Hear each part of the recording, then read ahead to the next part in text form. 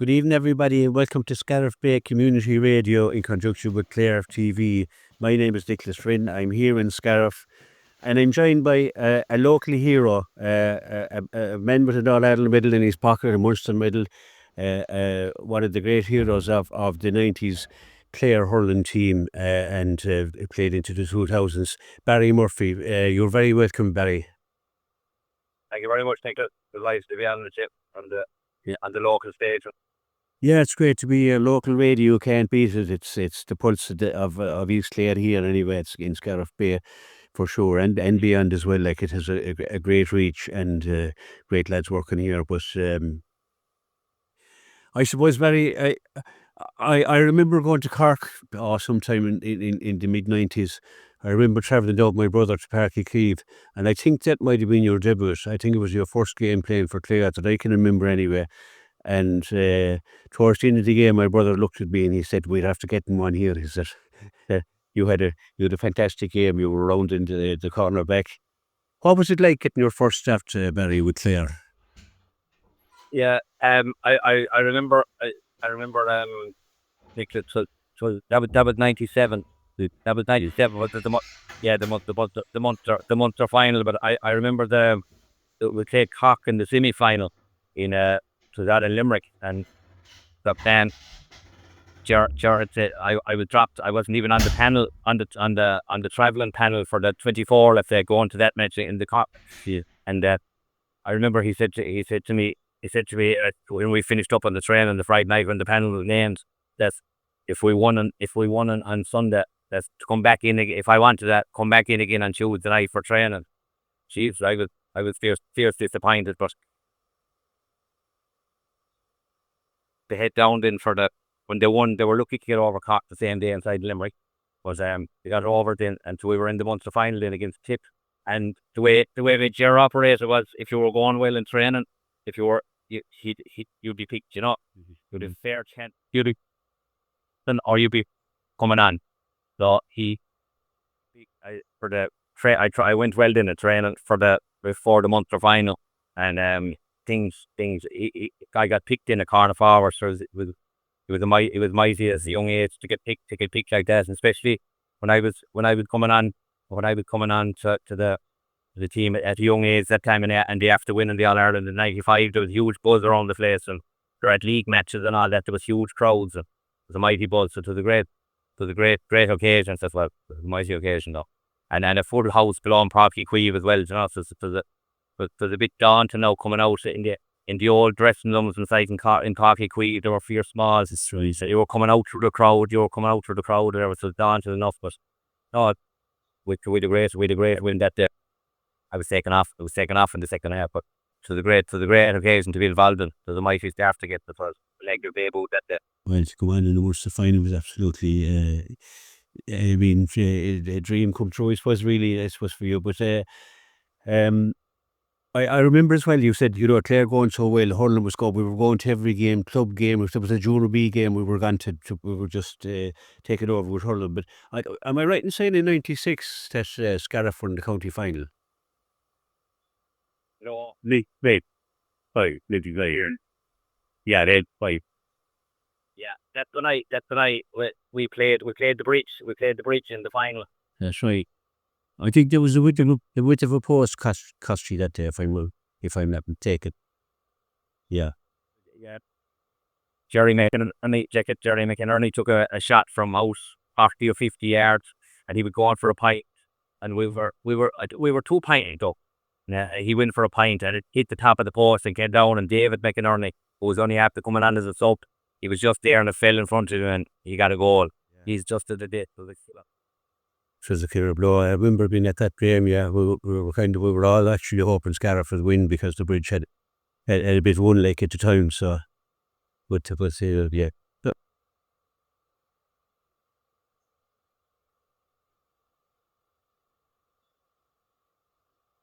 He's in campaigners as well, like they're brilliant team now, so they were.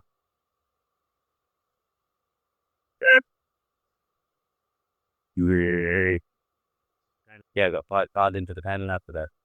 It was all a bit of luck. Like if you weren't involved in senior games like that, you'd have been very hard to be picked up. That's right. You would yeah, exactly.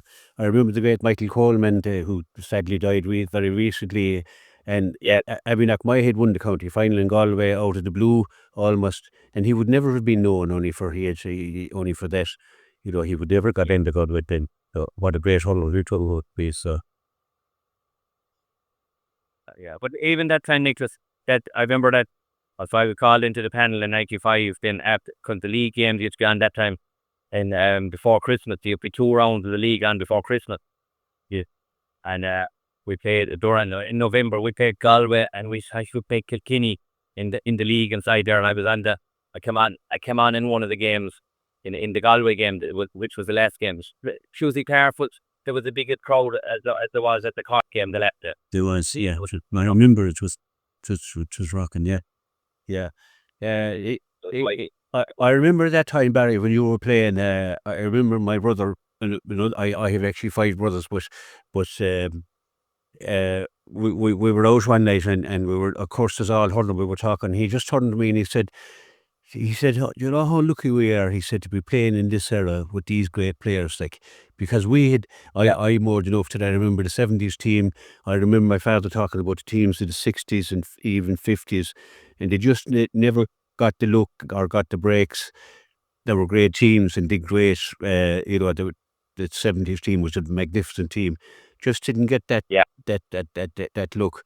But we didn't live long enough to see to have those great memories. So I can go anywhere in the country and I can talk about hurling with anybody now. Why I could always do that, but I mean, you can always. It's over beach, yeah. Yeah. That's it. That's it. But that was how you started off, Barry, and we know the rest is history. Like the Ireland was won the Munster Championships in '98, and of course the controversies and all that to follow. But it was heady times, like, and magnificent to remember. You still get together, Barry. Are you in that group? You get together every once a year, I think, to go for a bit of golf or something. No, we do. We meet up every year. Like that's the guy I've talked to fellas down here around Cork and different counties around the country, like, and they've won All Ireland as well, and they might meet up for the 25-year anniversary. That'd be it, like. Yeah, it's amazing. Yeah. Mike Mac was Yeah, Mike Mac was actually saying that. He said we were such a tight bunch. He said, and it's still an annual event, like, and still friends, and it's and even though there's been, with Loughnane and all controversies and all that, and still the love and I was at the funeral of Fergal Haggerty's mother last weekend, and all the lads turned up. You were there yourself, like, and it was just great to see that. Actually, Nicky English was there, and Nicky English was there because Michael Haggerty, Fergal's brother, works in the bank and used to work with Nicky, and he came all the way from Dublin, like, so they're held in very high esteem. But it's great to see lads passing in there and sympathising with Fergal on his loss and the family, like, so that's the tightness of that team. And even there, Nicholas, was last November there. We'd normally, as you say, we'd normally go for a game of golf and a weekend away, but we had Mike wasn't able to go with health issues, but so we decided we go to Scariff and have the night outside there. But like the kit,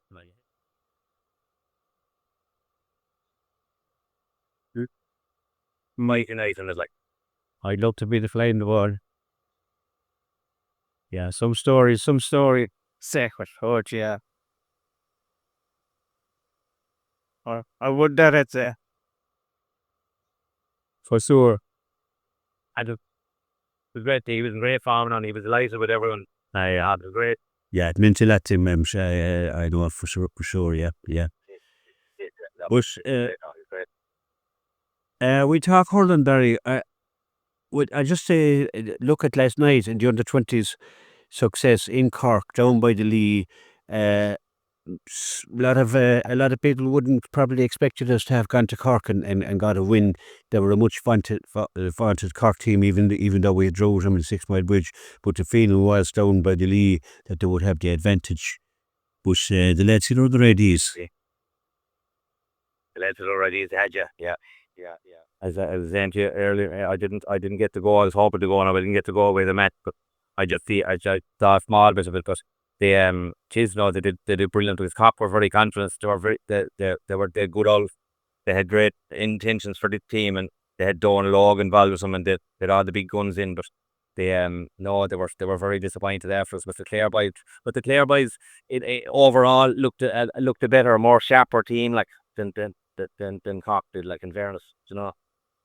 But even Nicholas, I said they were playing it originally. I think they were playing in the side in Posse ring, but I say they thought they moved it into Páirc Queeve. Then I said they thought maybe they might get a run and Clare inside in Páirc Queeve. It might suit them a bit better, but it turned out it suited Clare. It suited Clare better, I'd say. Absolutely, it did. The wide open space seemed to suit Clare. We opened with we had 6 points in a row that we missed, 6 scoring opportunities in a row, and a goal chance that we missed there in the first half. And it was a hard watch. Like at that stage, they were going narrowly wide, but going wide, and Cork didn't seem to hit everything, you know, and but And your man Didi in the goal, he saved them as well. he was magnificent. He's a brilliant goalkeeper. He's definitely one for the future and one for the present. Actually, yeah. But he was half a late save there. It was point blank. It was a reflex save. It was unbelievable. Yeah, Unbelievable. yeah. And as Dermot Stretch alluded to in an interview after, he said you should see him in training, and I'm sure Dermot would know. Right? Yeah. Right. And Nicholas, is he on the age now, or is he? I think he probably is. I'd have to check that out, but I think he probably is, because he's been there a while now. But maybe I'm thinking of the minor as well. Maybe it's another year, but his mother is a Kilmahel woman, so I met her down back to the League game. Rita's good. Rita's good. Yeah, I have a good friend there. He's a great Clare follower, Ollie Breed. He's from Kilmahel, and Ollie. You could get a text message from Ollie at 2 o'clock in the morning. What do you think of this for a team? Like, and my reply would be, Ollie, will you go to sleep? But Shit. yeah, but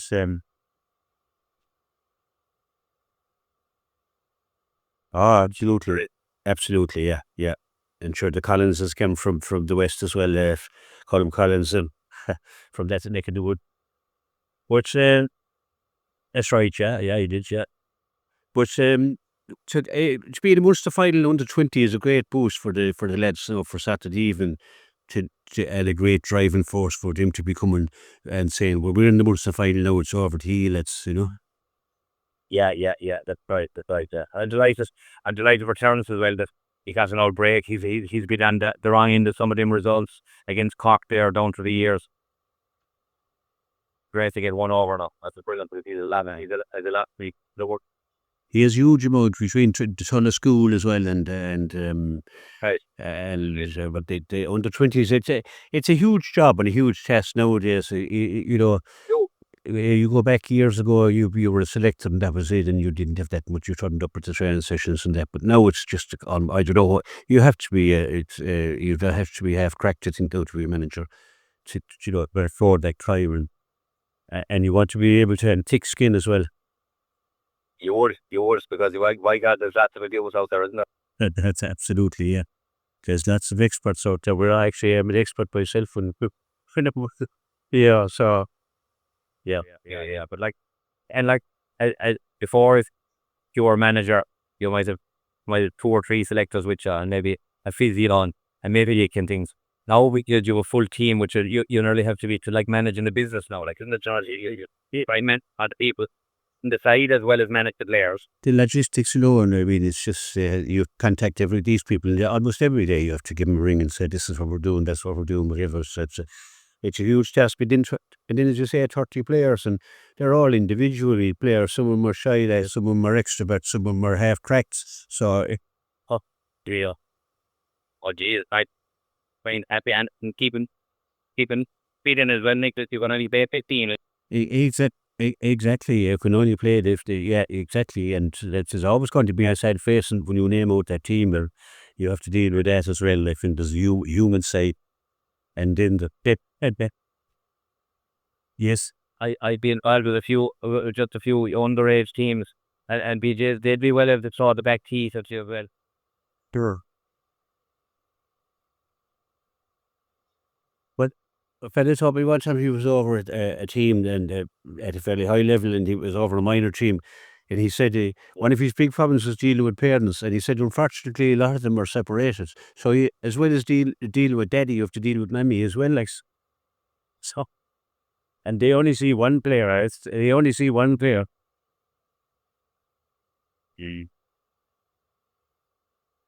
one of the selectors with Croft there on the minors, that he was telling me they had to drop they'd cut the panel down to 30 or 32, but they got 4 or 5 fellas who had to go, like, that's which is only natural with a county team anyhow. You made it one way wrong. But like he said, geez, he said the abuse they got at some of the parents was unbelievable.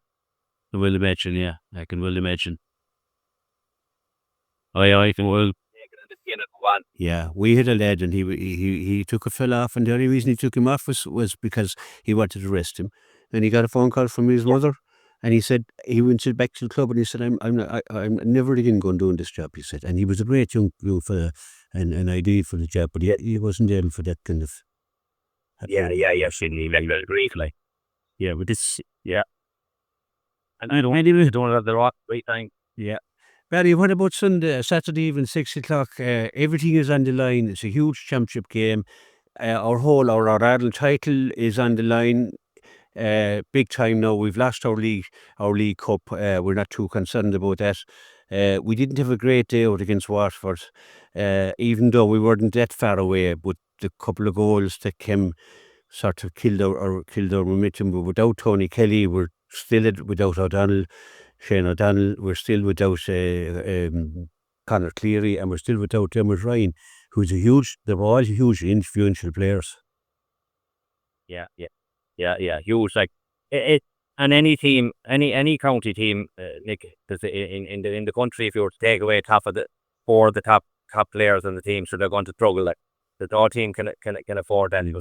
I was down at the Waterford game, and like, they look very flat. I even when it was announced, when people started to find it out that Tony wasn't playing, you'd even notice the kind of lull in the Clare fans. Jesus, yeah. But they just looked dead. And what I was disappointed was that a lot of the fellas, like, when you don't have the players in the field, you have to stay away with the players that you have. You'll be expecting some of the older players, more seasoned players, to stand up, but it just didn't happen. It just didn't happen from that day. They looked tired. It was like Nicholas said, the energy tapping out of the Cork game the week before. It seemed to, I don't know, did it drain them, and they didn't recover in time for it came too fat from the Waterford game, because I wasn't that impressed with Waterford either. I didn't think they were going to shoot the lights out either, but just they are played into their hands, and they're cut. Yeah, like. It did, and I think both goals, the penalty was it was a 50-50 call. I suppose you can't hammer the ref about it, like, at the same time, but I mean, there wasn't much in it, like, he was adamant he was given the penalty. That was a killer, that wasn't the killer blow, but it was the one that got away, like the one that seemed to be going wide, but the Waterford lad knew the wind that sweeps in there in Walsh Park up on the hill there, and he kept the ball in. I suppose it'd be local knowledge, you can't beat it either. He ain't kept an eye on it. John Conlon was actually sure the ball was gone wide. It's one of those things. That's right. Just one of those things that, yeah. But, like, even at half time, even though they played very poor in the first half, there was only 3 points in it. You were saying, and there was a very strong breeze on it. Like, you'd have said, I'd have been conscious enough at half time, and I said, they kick on now. Do you know what I mean? They kick on to play on half, but no, it's just one of those days, like, it just didn't happen. Like, yeah, the mood was good at half time. I was very confident 3 points, and as you said, that was a fair win that was in it, like, as well. Like, but as you say, it just didn't happen in the day, and that can happen too. You can go out, you can be flat, you can be, and And it's missing four. You said it there, missing four players. There's no team can absorb that. It's without some, forfeit to something like the yeah. But we have a few players. Yeah, we have a few players, and they need to start hurling. Like there's no doubt about that. Like they need to start cutting the ice now because a lackluster performance is you get away with it once, but you won't get away with it twice. And Brian Lowe may have to make some hard calls now.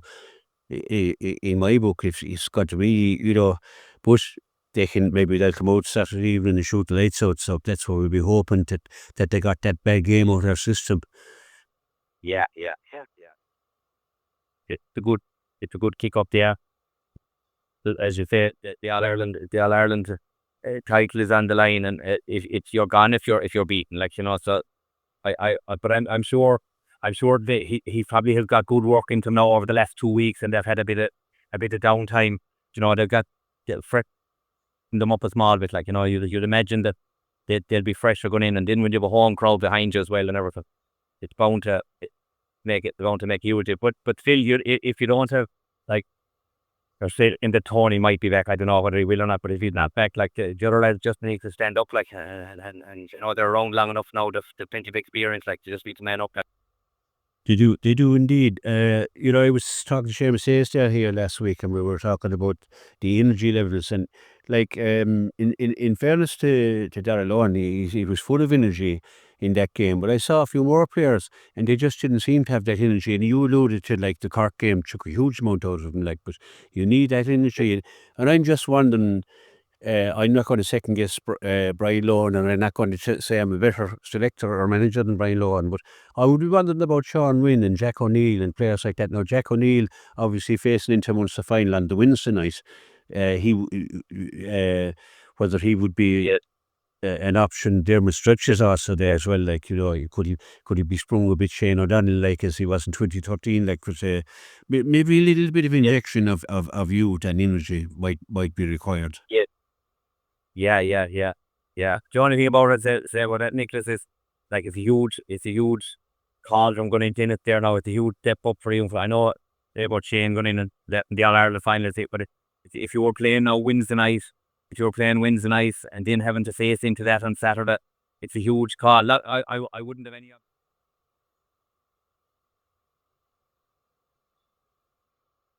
Jimmy, with 20 minutes to go or something like that, but I wouldn't be making huge rash changes, because the lad who were there who have been tried and tested, and I'd say it was just one of those days below Waterford. You'd be just hoping that that they lift it again for the next day, But I wouldn't have any plans about bringing him on with 20 minutes to go if that's what needed, Yeah, that's probably a better way of looking at it. They tried and trusted in their own grounds and getting that game. I suppose that anyone who ever won in Northern Ireland always had a little bit of luck, or maybe with the new system, you're going to have a bad day where you just can't get it out, get but you're still in the championship, maybe at the back of your mind as well. So yeah. And then next it's you're playing Tipperary. You're playing Tipperary, the old enemy. Jesus, back in the 90s, and the thought is you didn't need. There was no need for horn and shouting and the rest of before you played to. You'd be going in for it, You'd be going in for it, you would, of course, yeah. Where I'm living down in Killawall down in Cork. My next door neighbour is from Thurles, and mad Tipperary man, and the name of his house is Sleeping Man. You're the best any rival. So it'd be great or better than if we did not go out of it. Felt that or I know, yeah. You at least you'd be satisfied fast and never. So it's anyway, but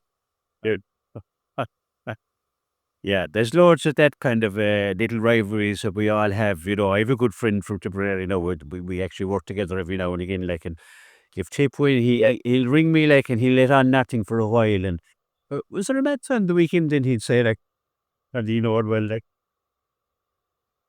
but it's all good sports. It would, as I say, wouldn't the world be a dull place if you couldn't pass through Thurles and Lean and places like this? Well, if you didn't have triple areas and Watford and Corks, I mean, where would we be going?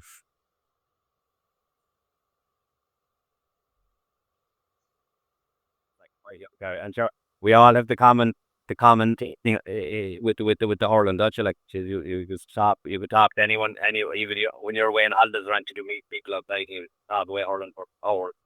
You would, and I was in London for a lot of years, and I hurled in London, and I met a lot of Tipperary lads, and we were great. We were always great friends, like and it hasn't Yeah, changed either, yeah. In fact, when I came home, I was a bit shocked with the rivalry that was there in the 90s because, but yeah, I can see where it came from, and it was a driving force of both teams. But just a quick look at the Tipperary team, there, Barry. They had a very uneasy ride, or was it an easy ride ahead with Owen Cork? They got out, I think, in a way, the sending off. I know the sending off, they said it finished the game, but did it gloss over a bit? Because I think Cork would have taken them fairly handy anyway, the way Cork were playing on the Bear. I think they would. I think they would have too. That's it. They said it might have even suited Cork. It might have even suited Cork better than 15 on the field. I think we're just a step above them. I think. Yes, they seem to be. Like you can still play with 14 men, like, and put in a good account, but they just didn't put in a good account for themselves. Yeah. Well, Noel McGrath, Johnny McGrath, Jason Ford, these lads, they have a lot of ball played, like, and they're still there, like, so. Do Tipperary have a conveyor belt? I know they have a few young lads coming now, and McCarthy, like, is coming. He'll miss the next day, but he'd be listening, like, but he's the free taker. But Jason Ford will step in there. I don't think he's going to be a huge loss entirely for Tip, like, but they have a lot of mileage, a lot of players. They have. Like, look right now. They will come forward. Yeah, well, maybe this one, man. Yeah, the way the modern game has gone now, Nicholas. Like, if you're over 30 now, if you're you the mileage, you have a lot of it played. Like, and the training these guys do now as well. Like, they've no downtime at all. Like the McGraths now were involved with club like there, and all they don't break that or in the pool. That mileage that like is there. It's hard to a hot day now, a hot day inside in it with warm temperatures like and the heat of battle, like it's hard to see how They're cold. they're living sheerly on class, like, on their ability and their know-how as well. So it's keeping them, but as you say, in a hot day in Innis, it's got to be the pace is something else too. Like, the pace is unreally. You have to be down in the field to appreciate the pace. I think we don't see it from the stand. Yeah, 40, 40, the straight into the end at that speed. It's unbelievable. The skill level now has gone to a different level altogether, isn't it? Brendan, absolutely. Yeah, they ping the ball into your hand, and the goalkeeper in now is a big role now with puckouts as everything as well. That they get possession. Yeah. They were going when they seemed to have a full strength squad the whole way through the league, whereas the likes of Clare and other teams, they were trying out other fellas, and they had a lot of lads injured and things. And I think kind of flattered them a small bit, Tipperary, that they were fitter. They seemed to be fitter than everyone else as well at the early level. Yeah, they were off the blocks quickly. Yeah. Yeah, it's going to be a titanic battle on Saturday evening. I think, no matter what Tipperary shows up, you're always going to find it difficult. Even last year, we were a superior team last year, but we still had to work hard to get that victory in Thurles. Yeah. That's right. Yeah. No, you're always like whatever the rivalry that comes into it, like it lifts the out performance by 10 or 20%. Any as that does when they're playing each other, And Tip wouldn't fear coming to us as well, like, so they wouldn't. Oh no, They've no fear. They've often come before and ambushed to the walking it. no, they have no fear of crossing the bridge there at Killaloe and from there, I think if you would like to stop and get Scariff on the way back as well, just if they have a win, birthday. You wouldn't mind giving it a rub, Mike. That's right. Yeah. But hopefully we'll send the book. Brilliant occasion, and Nicola, it's mighty. Isn't this new system? The home games is a brilliant. It's brilliant for the town of Innis now as well, isn't it? Like to get an old boost out of it. Not in our time, you'd never have a match, never have a bar league match. You'd never have a match. Like there's a mighty boost for the town and the local area, isn't it? Oh, absolutely. I always lamented the fact that we were having no big games in Innis because when I back in my day there was big games there. We were able to hold crowds. I remember back in the early 70s, Clare had great success in Innis and in Tulla especially as well. Like and that's back. That bounces back. I mean, and it was back in Waterford as well for the Waterford people as well. So that's a great boost. Yeah, I think that great. I might the atmosphere there inside the stadium there as well. Like Innis, like a lot for the Cork game there now. A lot of the lads from Cork there came up now, but they couldn't believe like in 2 minutes you're outside in the town again. Here around them. They need to watch the match, like. Oh, it's a great place to watch a match, and no matter what part of the stadium, and you're right in there amongst the action. You're right close. So a lot of people actually think that Cusack Park is a small pitch, and as you know well, when you're out in that pitch, it's as big as Croke Park. It's probably bigger than Croke Park. I tell that to lads down Tipperary, they don't believe me, and I'm telling you, it's bigger than Thunder's. It wasn't as big as Croke Park. Well, they see, yeah, it was narrowed out a bit, all right. We could see that at the far side. Yeah, that was the line. That was your man marking the pitch. He made a mistake. He was given the wrong measurements. He made a mistake. David Roy, yeah, that's the way. I blame him anyway. Yeah, he did. He apologized after. He said to the court lads, "Sorry about that." That was the one. That would be a lesson. I think that was learned in John Loughnan's time. I think about the size of the pitch. Yeah. So that he made small, all right. Whatever we were playing. Whatever it takes to give you the edge. Exactly. Especially when you can do it on your own pitch. Yeah. So you'll be up, I'm sure, Barry. Will you? Will you be up on Saturday evening? You pack up that truck there fairly early there. Park it past your men's gate there. I took the sleep in the man.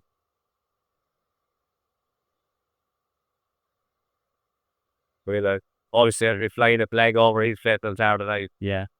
Are you off to match this evening? Have you young fella playing hurling down there? You have? Hurling, like. Yeah.